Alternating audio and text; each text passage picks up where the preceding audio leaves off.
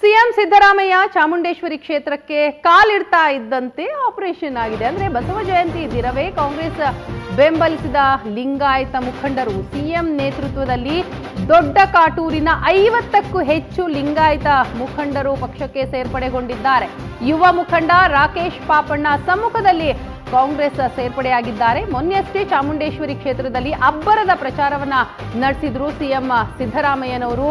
ಈಗ 50ಕ್ಕೂ ಹೆಚ್ಚು ಲಿಂಗಾಯತ ಮುಖಂಡರು ಪಕ್ಷಕ್ಕೆ ಸೇರ್ಪಡೆಗೊಂಡಿದ್ದಾರೆ. ಸಿಎಂ ನೇತೃತ್ವದಲ್ಲಿ ದೊಡ್ಡ ಕಾಟೂರಿನ 50ಕ್ಕೂ ಹೆಚ್ಚು ಲಿಂಗಾಯತ ಮುಖಂಡರು ಈಗ ಸಿದ್ದರಾಮಯ್ಯನವರಿಗೆ ಸಪೋರ್ಟ್ ನೀಡ್ತಾ ಇದ್ದಾರೆ. ಅಷ್ಟೇ ಅಲ್ಲ, ಪಕ್ಷವನ್ನು ಕೂಡ ಸೇರ್ಪಡೆಗೊಂಡಿದ್ದಾರೆ. ಬಸವ ಜಯಂತಿಯ ದಿನವೇ ಕಾಂಗ್ರೆಸ್ ಅನ್ನ ಬೆಂಬಲಿಸಿದ್ದಾರೆ ಲಿಂಗಾಯತ ಮುಖಂಡರುಗಳು. ದೃಶ್ಯದಲ್ಲಿ ನೋಡಬಹುದು, ಸುಮಾರು 50ಕ್ಕೂ ಹೆಚ್ಚು ಲಿಂಗಾಯತ ಮುಖಂಡರು ಈಗ ಸಿಎಂ ಸಿದ್ದರಾಮಯ್ಯ ಅವರ ಕೈ ಬಲಪಡಿಸ್ತಾ ಇದ್ದಾರೆ, ಪಕ್ಷವನ್ನ ಸೇರ್ಕೊಂಡಿದ್ದಾರೆ. ದೊಡ್ಡ ಕಾಟೂರಿನ 50ಕ್ಕೂ ಹೆಚ್ಚು ಲಿಂಗಾಯತ ಮುಖಂಡರು ಇವತ್ತು ಬಸವ ಜಯಂತಿಯ ದಿನವೇ ಪಕ್ಷವನ್ನ ಸೇರ್ಪಡೆಗೊಂಡಿರುವಂಥದ್ದು.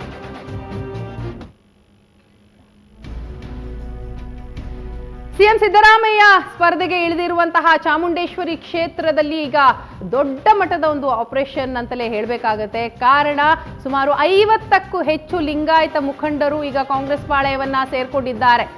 ಯುವ ಮುಖಂಡ ರಾಕೇಶ್ ಪಾಪಣ್ಣ ಸಮ್ಮುಖದಲ್ಲಿ ಎಲ್ಲ ಮುಖಂಡರುಗಳು ಕಾಂಗ್ರೆಸ್ ಪಾಳೆಯವನ್ನ ಸೇರ್ಪಡೆಗೊಂಡಿರುವಂಥದ್ದು. ಬಸವ ಜಯಂತಿಯ ದಿನವೇ ದೊಡ್ಡ ಆಪರೇಷನ್ ಆಗಿದೆ.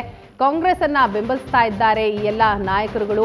ಮೊನ್ನೆಯಷ್ಟೇ ಸಿಎಂ ಸಿದ್ದರಾಮಯ್ಯನವರು ಚಾಮುಂಡೇಶ್ವರಿಯಲ್ಲಿ ದೊಡ್ಡ ಮಟ್ಟದ ಪ್ರಚಾರದಲ್ಲಿ ಪಾಲ್ಗೊಂಡಿದ್ರು.